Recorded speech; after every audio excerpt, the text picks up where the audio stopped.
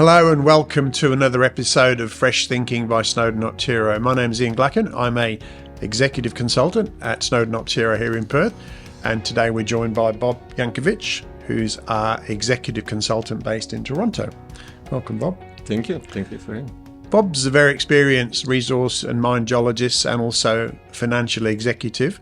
In terms of mining, he's worked at Detour Gold, Detour Gold, Vale and Hud Bay Minerals, among others. So Bob's got lots of experience in mining and resource estimation. And that's what we're going to talk about today. We're going to talk about the key impacts and the key issues in looking at a resource estimate.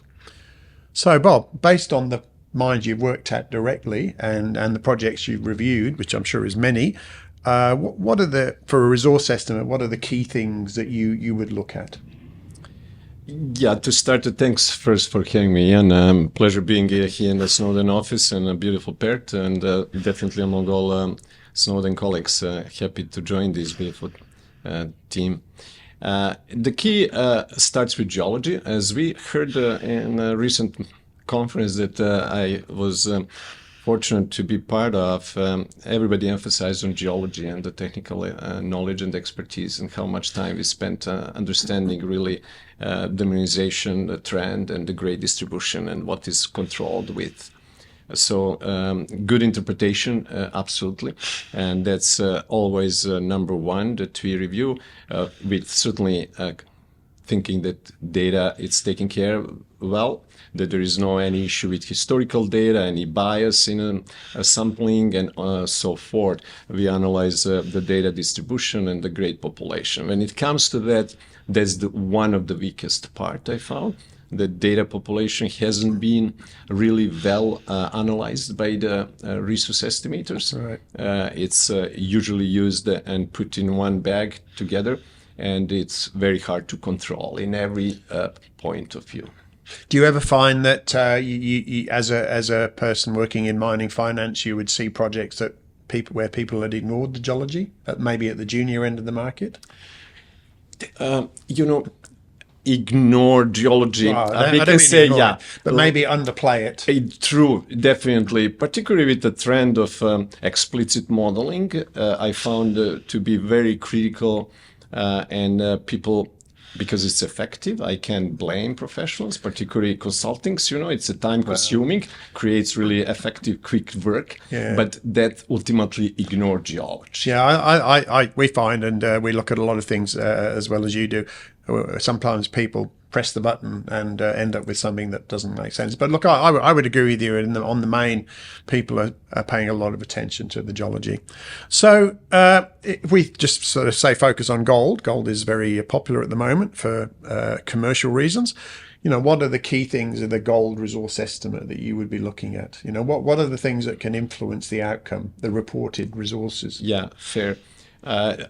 Particularly, as we mentioned in one of the previous podcasts as well, as I was involved in Canada most of the time in a recent few decades, and several large open pit or some underground operations with the low grade, high tonnage came into production and the market. Particularly was interesting how the people manage that grade variability, which ultimately it's caused by the high nuggety deposit. Sure. And I was fortunate to be the part of the Detour Gold team in the very early days when we started the project. Only a half a dozen people at the level of pre-fees. That's where I was just going from consulting to the Detour Gold in those days in early 2000. And I was in charge of developing those resources. And believe me, I spent months working on it, interpreting and understanding in every possible dimension how the grade distribution is correlated, and in order to keep CV, coefficient of variation, lower, because I recognize that I cannot do that just dropping the capping, because that doesn't make sense. I don't see outliers. Why would decrease the capping anymore? Because there is no outlier. What do? You see that, and certainly with building good histograms, probability plots, you see how your grade distribution is several peaks and going in a different data population. So that's the tricky part, in that variability to distinguish those domains and to make it suitable that they control CV, not really capping. Yeah, I found that as the biggest. So you find that people sometimes get the capping wrong. What sort of mistakes would people make with the capping? Would they be capping it too severely or not severely enough? Both, but most likely not severely enough. That was the most cases because when they cap severely, I had one great example when I was involved with one wonderful mid-tier producer with one of the nicest gold mine I ever seen in my life. That was severely capped and created positive reconciliation, where in most cases with this low grade, it's not enough.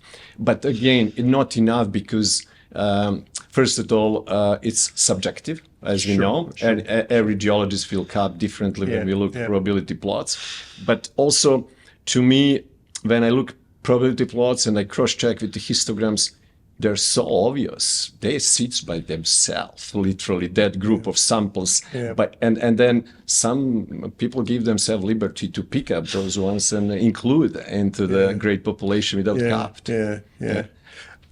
Do you I mean, in Australia, capping or cutting, top cutting as it's called here, is an issue. Do you ever see people using alternatives to capping or cutting? We've talked quite a bit about that on these podcasts. I mean, in the Canadian market, what do you see sort of alternatives to capping? Yeah, I've seen for some time, which I didn't support at all, honestly, personally. They start developing great shells, again, using explicit tools.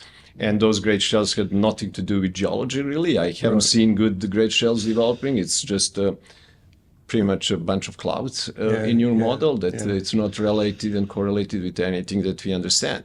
And that I don't think did a good job. And then lots of companies used capping relative to the increase of the search. So they changed the capping as they increased the search radius.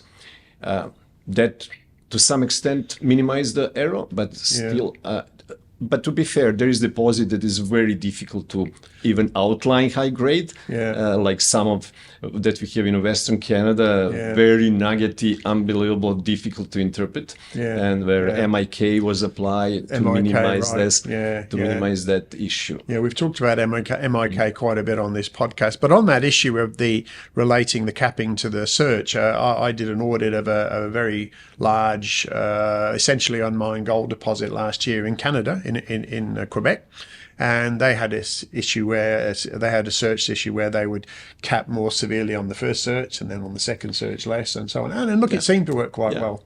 Yeah, but also very subjective. It's very difficult to make those decisions because they're not really related to your style mineralization or to your geology.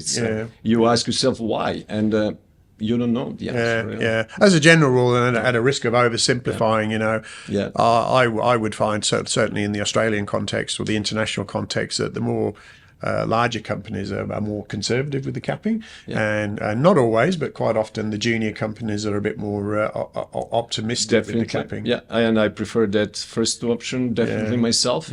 It's always better to be more severe.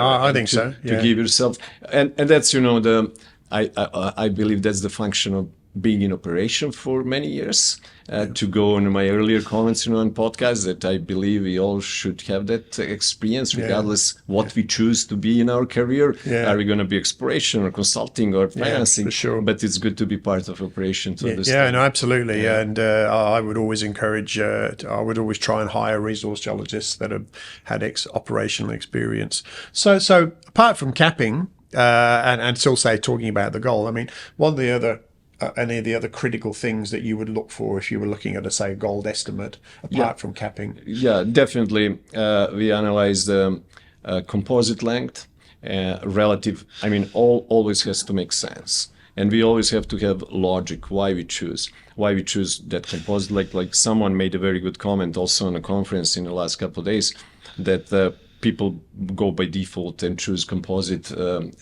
based on the most common sample length, Yeah. which really doesn't justify anything. It's good to be in that proportion, in my opinion. If composite length if sample length is 1 meter, then composite will be times 2, times 3, and that has to be related to the block size, to the size of the deposit, and again, very important, to the style of mineralization. If we're dealing with the narrow veins, you definitely go with the smaller composite. So the ultimate objective, in my view, when we do resources, to find the optimum number of composites that you're going to be able to use for each block to estimate within the certain search. And when you implement even grade control, then you're dealing with much larger database.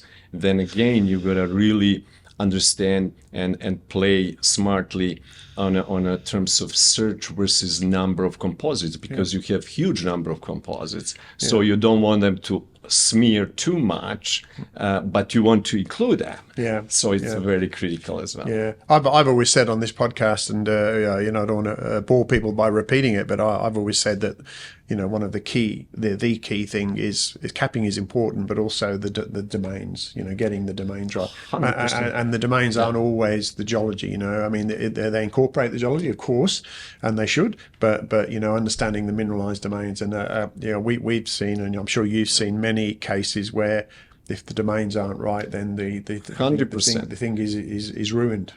Huge difference. We did many exercises on different roles that I was involved in mining companies, and when we run together, we always run wherever I was a part of any team. Honestly, we always run in parallel. Doesn't matter if it's banking or consulting or partners involved in a business.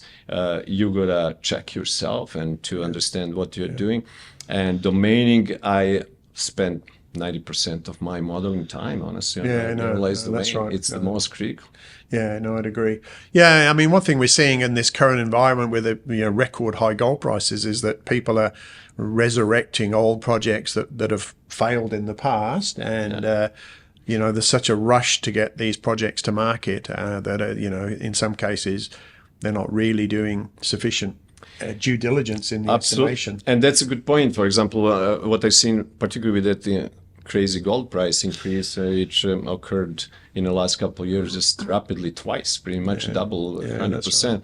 And the people does fees on one gold price, and they never meet those parameters when they get in operation, but they're still making money, and no one question because they're making money. But when you look at the operating cost, is maybe 50, 100% higher from feasibility cost. That's right. And you ask yourself why. All what we discuss is matter. Sure. And the other thing to say is that when the prices go down, not that gold's going down anytime soon, but lithium as an example, when the prices go down, you've really got to get your resource estimate right.